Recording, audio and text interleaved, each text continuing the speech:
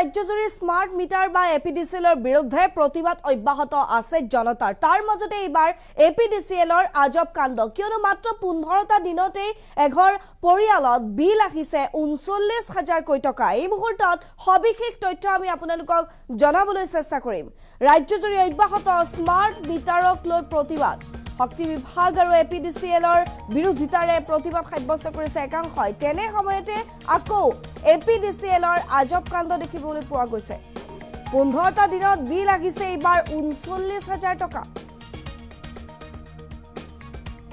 বিল দেখি এতিয়া হতবাক হৈছে ঘৰৰ গৰাকী। পৰিয়ালৰ লোক এতিয়া হতচকিত হৈ উঠিছে। আচলতে 15টা দিনত কেনেধৰণে 39,000 টকা বিল আহিল। এপিডিচিএললৈ পৰিয়ালৰ আহ্বান, স্মাৰ্ট মিটাৰ খুলি নিয়ক, নহলে ভাঙি পেলাওক। ঘটনা সংঘটিত হৈছে দেৰগাঁৱৰ 3 নং গেটত। আমি জনাই আছো দেৰগাঁৱৰ এই ঘটনা। দেৰগাঁৱত 15 দিনতে এটা পৰিয়াললৈ আহিছে স্মাৰ্ট মিটাৰৰ বিল 39,000 টকা। ৰাজ্যজুৰি দ্বিতীয় পৰ্যায়ৰ যি এক প্ৰকাৰ প্ৰতিবাদ বুলি ক'ব লাগিব, আৰু সেই প্ৰতিবাদ সাব্যস্ত কৰি আছে সমগ্ৰ জনতাই। আমি দেখুৱাই আছো দেৰগাঁৱৰ এটা পৰিয়ালত এইবাৰ এপিডিচিএলৰ আজব কাণ্ড বুলিয়ে ক'ব লাগিব। এই স্মাৰ্ট মিটাৰটোলৈ লক্ষ্য কৰক। এই পৰিয়ালটোলৈ 15টা দিনত বিল আহিছে 39,000 টকা। ভাবক, এটা পৰিয়ালত 15 দিনত 39,000 টকা বিল আহে নেকি? বিল দেখি এতিয়া হতবাক হৈ পৰিছে ঘৰৰ গৰাকী। এপিডিচিএলৈ আহ্বান জনাইছে পৰিয়ালৰ লোকে, হয় স্মাৰ্ট মিটাৰ খুলি নিয়ক, নহলে ভাঙি পেলাওক। মন্তব্য আছে আমাৰ হাতত, আগবঢ়াইছো।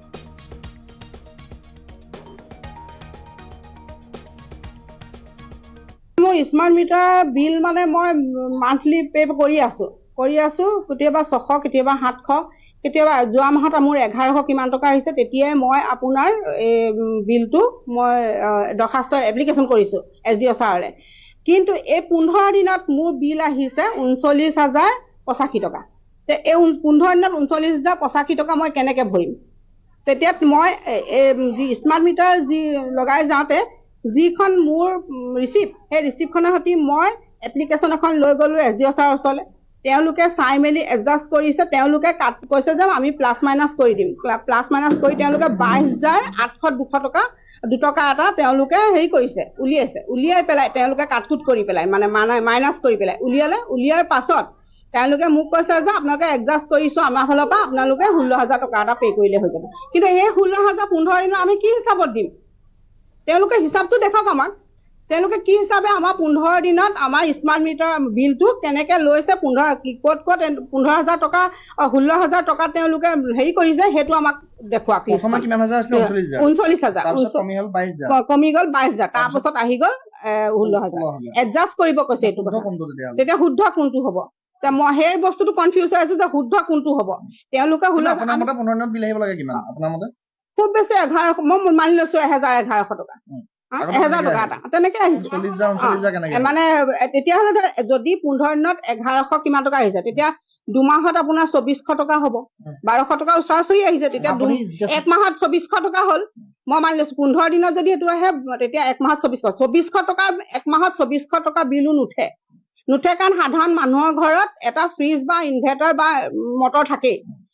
সেইটো আমি আগৰ পৰাও চলাই আছো, জানো কেনেকে বিল আহে, আৰু মোৰ পুৰা ৰেকৰ্ড আছে বিল মই পে' কৰা।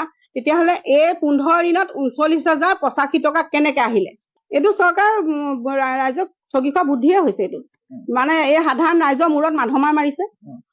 আজি 16,000 টকা মোক তেওঁলোকে এইটো কৈছে যে 1,000 টকা আপোনাক মোক বুজাবলৈ গৈছে। মোক বুজাইছে তেওঁলোকে 1,000 টকা বোলে আপোনালোকে বোলে লাইট জ্বলাইছে, তাৰ ভিতৰত বোলে আমি এডজাষ্ট কৰি 800 টকা বিল পঠিয়াইছো। তেতিয়া 200 টকাটো আপোনালোকে কেলে নপঠিয়ালে? কি মৰমত?